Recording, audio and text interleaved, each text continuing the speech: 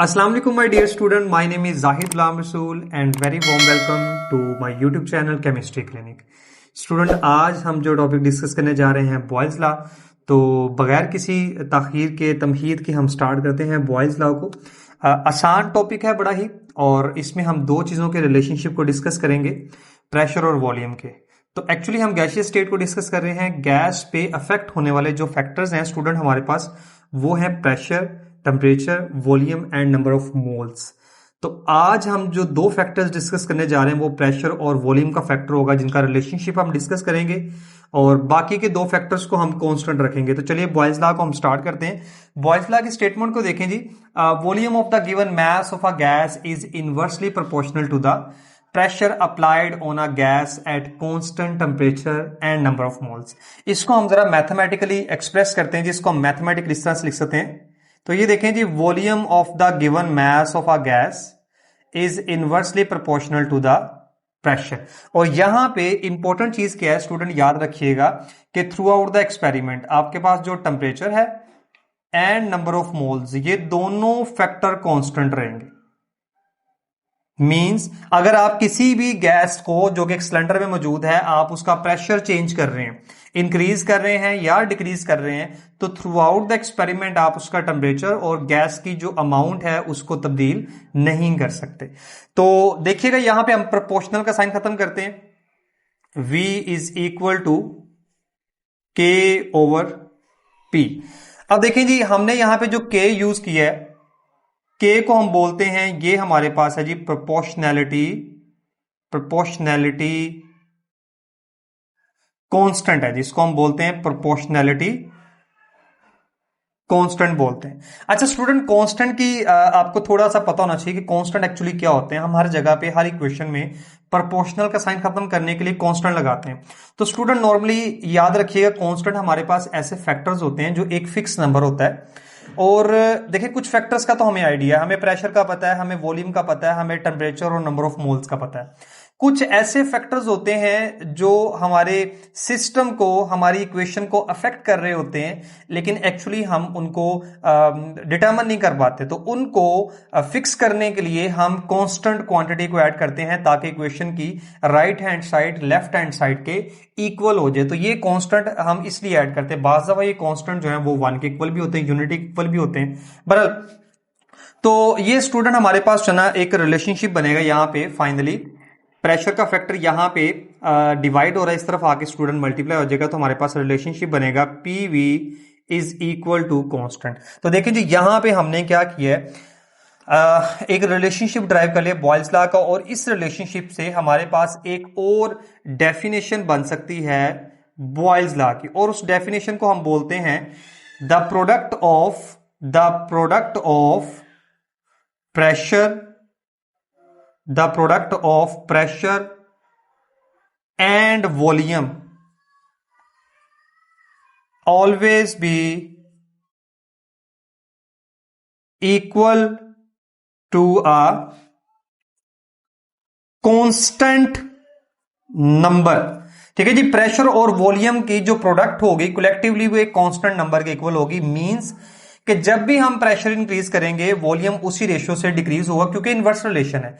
अगर आप pressure 2 time increase कर रहे हैं, वॉल्यूम 2 टाइम डिक्रीज होगा। प्रेशर 3 टाइम इंक्रीज कर रहे हैं, वॉल्यूम 3 टाइम डिक्रीज होता जाएगा स्टूडेंट।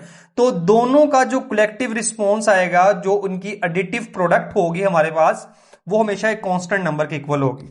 और फाइनली देखें, इस रिलेशनशिप को हम इस फॉर्म में एंड कर सकते हैं कि P1 V1 is equal to constant and P2 V2 is equal to constant. Means हमारे पास गैस मौजूद है, आप उसकी P1 और V1 की वैल्यूज नोट कर लें, अगेन आप P2 और V2 की वैल्यूज को नोट कर लें। दोनों वैल्यूज जो हैं वो एक कांस्टेंट नंबर के इक्वल होंगे। मतलब अगर हमारे पास किसी गैस का इनिशियल प्रेशर है 2 atm, ठीक है जी, 2 atm हमारे पास गैस का इनिशियल प्रेशर है, और स्टूडेंट हम उसका वॉल्यूम कंसिडर कर लेते हैं जी 1 डेसीमीटर क्यूब। तो हमारे पास देखें जी, यहां पे K की वैल्यू आ जाएगी 2, और अगर हम यहां पे देखें प्रेशर हम 2 टाइम इंक्रीज कर देते हैं, प्रेशर को हम 2 atm से कर देते हैं स्टूडेंट 4 atm। अब प्रेशर 2 गुना बढ़ा तो वॉल्यूम 2 गुना कम होगा, इसको हम बोलेंगे हाफ DM क्यूब। तो देखें जी यहां पे भी हमारे पास जो वैल्यू होगी कांस्टेंट की वो किसके इक्वल आ गई है, 2 के इक्वल आ गई है। तो स्टूडेंट यहां पे हम एक रिलेशनशिप ड्राइव कर सकते हैं और वो रिलेशनशिप ये होगा कि P1 V1 is equal to P2 V2। और इस फॉर्मूले को यूज करते हुए स्टूडेंट हम बहुत सारे न्यूमेरिकल प्रॉब्लम्स को सॉल्व कर सकते हैं। आपको ऐसे बहुत सारे न्यूमेरिकल्स मिल सकते हैं बॉयल्स लास्ट एलिमेंट जिसमें हमारे पास 2 प्रेशर और 2 वॉल्यूम मौजूद होंगे। तो हम उसमें P1 V1 P2 और V2 की वैल्यूज को हम अंडरस्टैंड कर सकते हैं। लेकिन न्यूमेरिकल प्रॉब्लम्स में क्या होगा, या तो आपको 2 प्रेशर गिवन होंगे और वॉल्यूम फाइंड करना होगा, या आपको 2 वॉल्यूम गिवन होंगे इनिशियल एंड फाइनल वॉल्यूम, और इनिशियल प्रेशर गिवन होगा आपने फाइनल प्रेशर उसमें फाइंड करना होगा।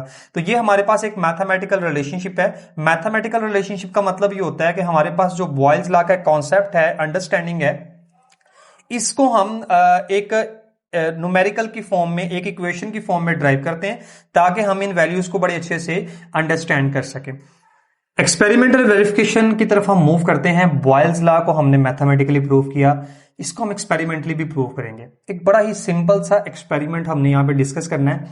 हमारे पास यहां पे एक कंटेनर मौजूद है जिसमें गैस मॉलिक्यूल्स मौजूद हैं और ये हमारे पास उस कंटेनर का एक इनिशियल वॉल्यूम होगा। हम गैस का, जो इस सिलेंडर में गैस मौजूद होगी, उसका इनिशियल वॉल्यूम और उस पे अप्लाई होने वाला इनिशियल प्रेशर नोट कर लेंगे। तो यहां पे जो हम प्रेशर अप्लाई कर रहे हैं स्टूडेंट, वो हमारे पास है P1 जिसकी वैल्यू होगी 2 एटमॉस्फेरिक। इसी चीज को हम आगे जो ना वो कंटिन्यू कर रहे हैं। तो देखें जी इसमें गैस मॉलिक्यूल्स जो ना वो काफी वाइडली सेपरेटेड हैं क्योंकि इस पे प्रेशर जो ना वो कम अप्लाई हो रहा है। और यहां पे जो गैस का इनिशियल वॉल्यूम होगा हमारे पास, हम उसको यहां पे मेजर कर सकते हैं जी।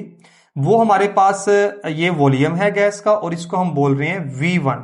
तो V1 यहां पे हमारे पास गैस का जो मौजूद है, इसको हम 1 डेसीमीटर क्यूब कंसिडर कर लेते हैं इस वॉल्यूम को। आप कोई भी वॉल्यूम कंसिडर कर सकते हैं, आप 10 डेसीमीटर क्यूब भी कंसिडर कर सकते हैं क्योंकि हम एक सपोज एग्जांपल डिस्कस कर रहे हैं और हमने इसको इनवर्सली रिलेट करना है प्रेशर और वॉल्यूम को।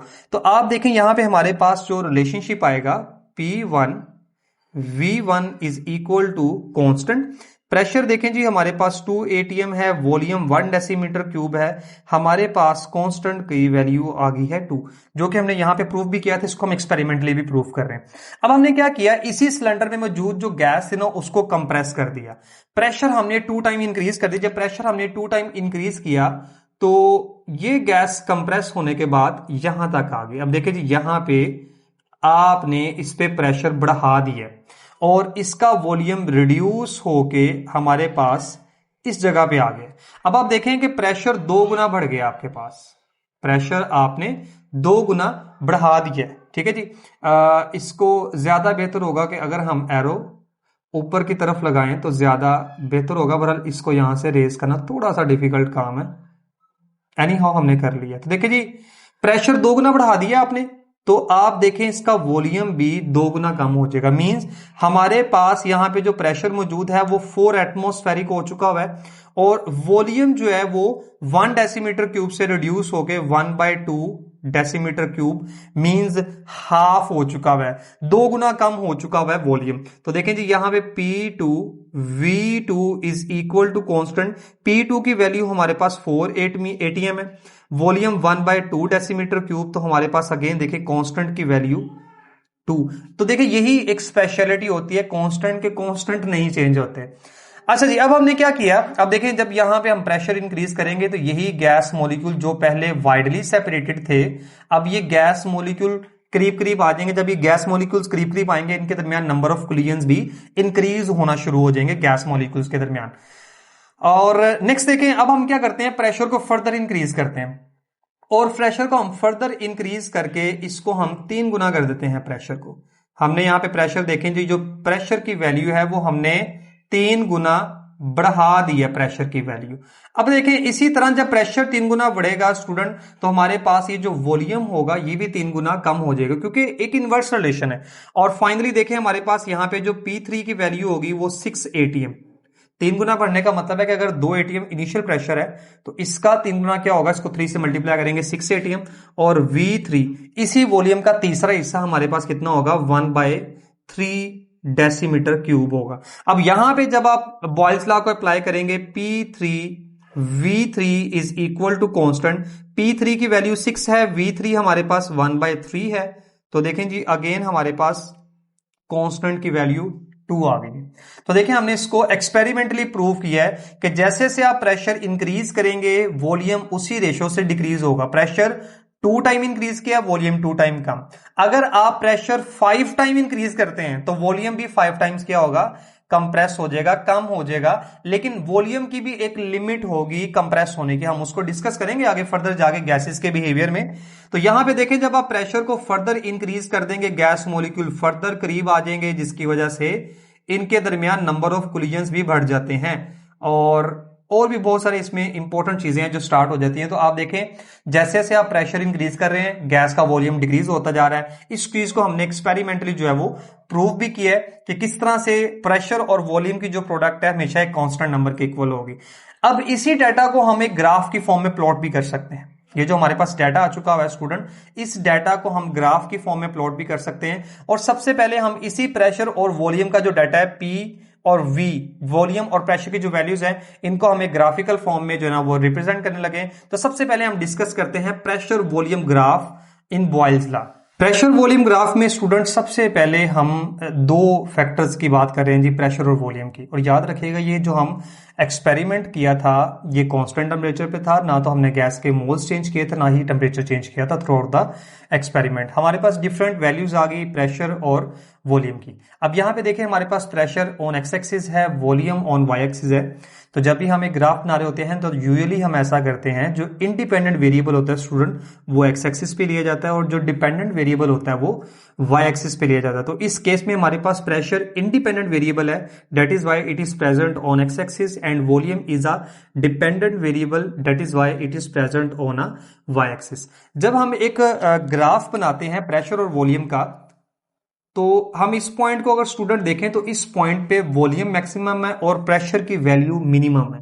मींस अगर हम इस वैल्यूज को देखें तो वॉल्यूम हमारे पास मैक्सिमम है लेकिन प्रेशर हमारे पास मिनिमम है।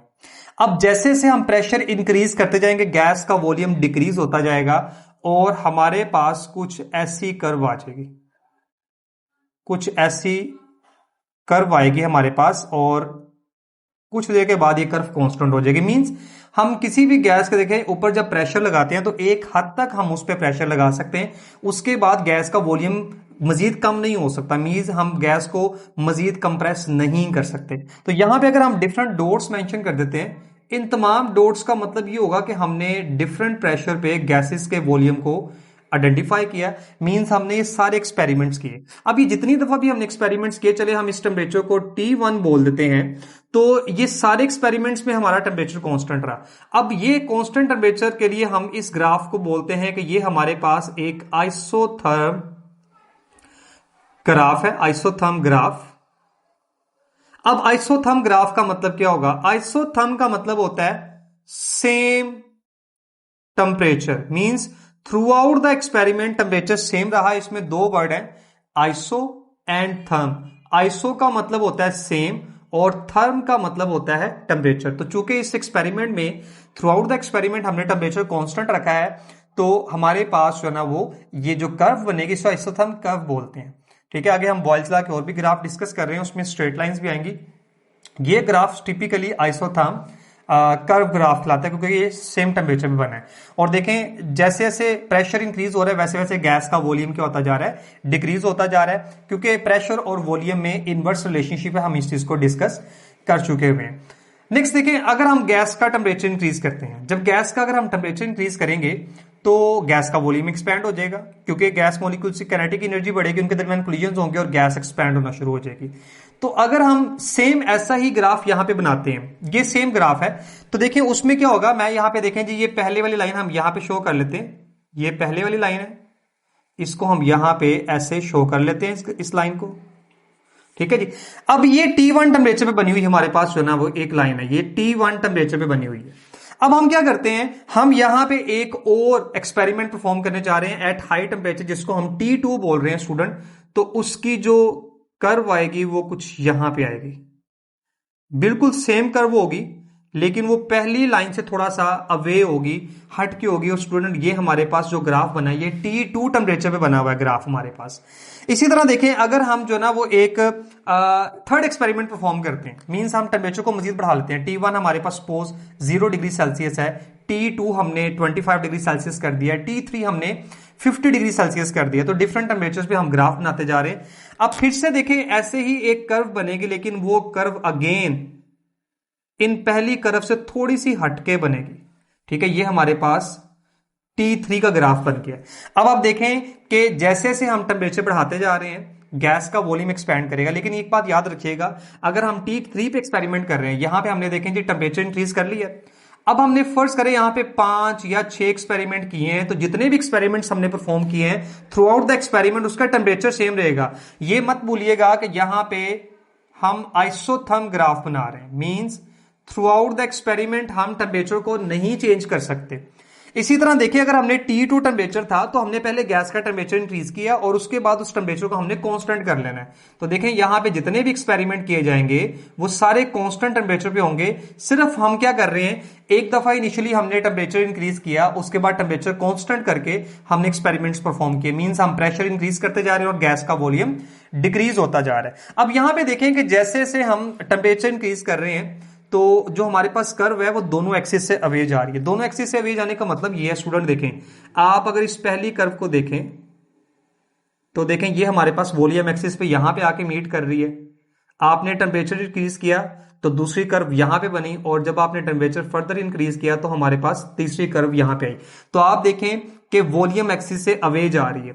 और प्रेशर एक्सिस को भी अगर देखें तो आप देखें सबसे पहली जो हमारे पास कर्व थी वो इस जगह पे थी। इसी तरह अगर आप दूसरी कर्व को देखेंगे तो इस पॉइंट पे, इसी तरह तीसरी। तो आप देखें जैसे जैसे हम टेम्परेचर इंक्रीज कर रहे हैं, जो कर्व बनेगी आइसोथर्म कर्व, ये दोनों ग्राफ एक्सिस से अवे जा रही है। और इसकी रीजन क्या है, गैस मॉलिक्यूल्स की एनर्जी बढ़ती है जिसकी वजह से गैस का वॉल्यूम एक्सपैंड होता है। और जब हमारे पास कर्व आएगी, कर्व बिल्कुल सेम होगी जैसे T1 की है, T2 T3 सारी कर्व सेम होंगी, सिर्फ वो एक्सिस से अवे चले जाएंगे।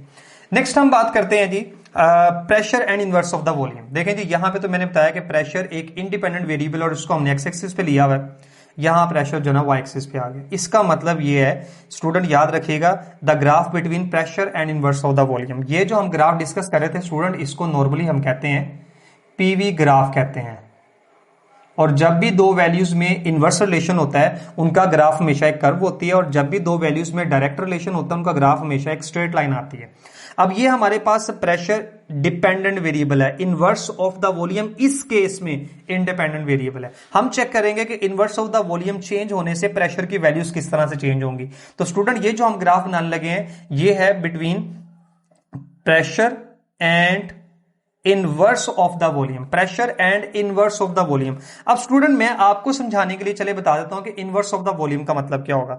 इनवर्स ऑफ द वॉल्यूम मैं यहां पे आपको इस तरह से स्टूडेंट एक्सप्लेन कर देता हूं कि 1/v की जो हमारे पास यहां पे वैल्यूज है ना, आप इसको ऐसे समझ लें, 1/10 समझ लें, 1/20 समझ लें, 1/30 समझ लें। तो अब आप खुद अंडरस्टैंड कर सकते हैं कि इसमें से किस वैल्यू का आंसर बड़ा आएगा। डेफिनेटली स्टूडेंट देखें जिसका डिनोमिनेटर छोटा होगा उस वैल्यू का आंसर बड़ा आएगा। ये बड़ी सिंपल सी बात है। इसका मतलब है 1/30 का आंसर स्मॉल होगा, 1/10 का आंसर लार्ज होगा। मींस 1/30 पे volume, actual volume of the gas low होगा, एंड 1/10 पे गैस का एक्चुअल वॉल्यूम हाई होगा। लेकिन अगर आप इनवर्स वैल्यूज की बात करें तो 1/30 पे इनवर्स वैल्यू हाई है, 1/10 पे इनवर्स वैल्यू लो है, लेकिन एक्चुअल वॉल्यूम इसके ऑपोजिट होगा। तो नॉर्मली क्या होता है, प्रेशर और इनवर्स ऑफ द वॉल्यूम का जो स्टूडेंट ग्राफ बनता है हमारे पास, वो ग्राफ हमारे पास एक स्ट्रेट लाइन आती है कुछ ऐसी, ठीक है जी, जो रीजन को मीट कर रही होती है। इनवर्स ऑफ द वॉल्यूम की हम बात करें, इससे आगे भी हम वैल्यूज लेके जा सकते हैं इनवर्स के बाद फिर आगे। अब देखिए ये हमने ग्राफ बनाया है जी T1 टेम्परेचर पे।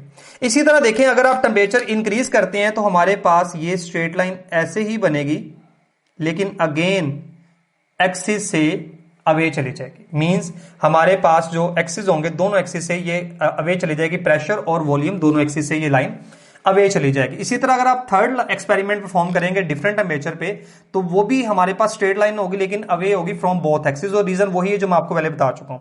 अब यहां पे स्टूडेंट देखें कि जैसे जैसे हमारे पास वॉल्यूम इनवर्स वैल्यू डिक्रीज हो रही है, प्रेशर भी डिक्रीज होता जा रहा है।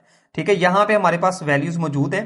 हम 1/10 ले लेते हैं, 1/20, 1/30, 1/40। सिर्फ स्टूडेंट मैं आपको समझाने के लिए बता रहा हूं कि जैसे जैसे इनवर्स वैल्यू डिक्रीज हो रही है वैसे वैसे प्रेशर भी डिक्रीज होता जा रहा है। आप यहां पे 2, 4, 6 बना सकते हैं प्रेशर, 2 ATM, 4 ATM, 6 ATM, 8 और सोन आप मूव कर सकते हैं। तो देखिए जैसे जैसे आप वॉल्यूम डिक्रीज करते जा रहे हैं, इनवर्स वॉल्यूम प्रेशर की वैल्यू भी डिक्रीज होती जा रही है। लेकिन आप यहां पे एक चीज नोट करें कि इनवर्स वैल्यू कम हो रही है लेकिन गैस का एक्चुअल वॉल्यूम क्या होता जा रहा है, इंक्रीज होता जा रहा है, क्योंकि प्रेशर और वॉल्यूम का इनवर्स रिलेशन है हमारे पास। तो यहां पे एक्चुअली देखें, हम इनवर्स वॉल्यूम की बात करें, 1/V का मतलब स्टूडेंट आप समझते हैं V-1, ये इनवर्स वैल्यू हमारे पास हो जाती है। तो प्रेशर और इनवर्स ऑफ द वॉल्यूम का जो ग्राफ बनेगा वो एक स्ट्रेट लाइन होगी। जैसे जैसे इनवर्स वॉल्यूम कम होता जाएगा वैसे वैसे प्रेशर की वैल्यू भी कम होती जाएगी। और जब प्रेशर बहुत इनवर्स ऑफ द वैल्यू बहुत लो होती जाएगी, प्रेशर भी बहुत लो हो जाएगा,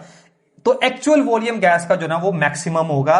जब आप इनवर्स वैल्यू जब क्लोज टू 0 होगी उस वक्त एक्चुअल वॉल्यूम जो ना वो मैक्सिमम होगा। एक और हम ग्राफ डिस्कस करते हैं बॉयल्स लॉ का, जो कि है प्रेशर एंड कांस्टेंट के इक्वल। देखें जी, यहां पे हमने कांस्टेंट की वैल्यूज लिखी।